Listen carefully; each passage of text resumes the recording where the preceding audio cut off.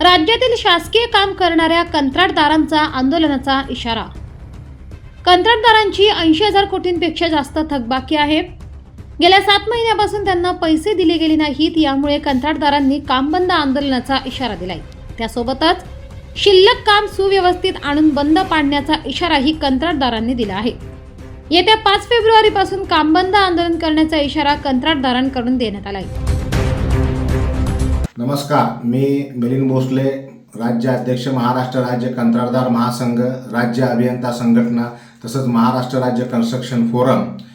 महाराष्ट्र शासनाच्या विकासाची कामं गेले 1.5 ते 2 वर्षापासून महाराष्ट्र कंत्राटदार महासंघ, राज्य अभियंता संघटना पदाधिकारी व सर्व कंत्राटदार राज्यातील जवळपास 4 लाख कंत्राटदार करत आहेत. पण जुलै 2024 पासून राज्याच्या सार्वजनिक बांधकाम विभाग, जलजीवन मिशन, ग्रामविकास विभाग तसेच जलसंपदा विभागाच्या अटल सेतू यासारख्या अनेक योजनाला गेल्या 8 ते 7 महिन्यापासून निधीच उपलब्ध नाही आहे. त्यामुळे ह्या सर्व राज्यातील विकासाची कामे बंद पडलेली आहेत आणि नवीन याच्यामध्ये जवळपास या विभागाने मी जे आत्ता उल्लेख केला आहे त्या उल्लेख केलेल्या विभागाने जवळपास 1,46,000 कोटी रुपयांची कामे मंजूर केलेली आहेत. हे सर्व कामे मंजूर करत असताना मागील कामांना सुद्धा निधी उपलब्ध नाही. चालू कामांची आता निधी उपलब्ध होत नाही आहे. तर गेल्या 8 महिन्यापासून ह्या कुठल्याच विभागाचा निधी उपलब्ध होत नसल्यामुळे राज्यातील 4 लाख कॉन्ट्रॅक्टरांचं भवितव्य अक्षरशः अंधकाराने.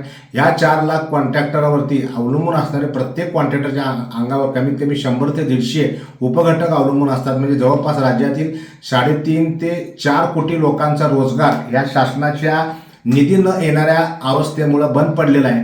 येणाऱ्या काळामध्ये याबाबत तातडीने शासनाने लक्ष देणं अत्यंत गरजेचं आहे, जेणेकरून हा कंत्राटदाराचा व्यवसाय आणि विकासकांचा व्यवसाय स्थिर राहणं अत्यंत गरजेचं आहे. माझी शासनाला विनंती आहे की ह्या सर्व गोष्टीमध्ये तातडीने लक्ष घालावे, अन्यथा नाईलाजास्तव संघटनेस 5 फेब्रुवारीच्या पुढे एक मोठा निर्णय घेणं क्रमप्राप्त आहे.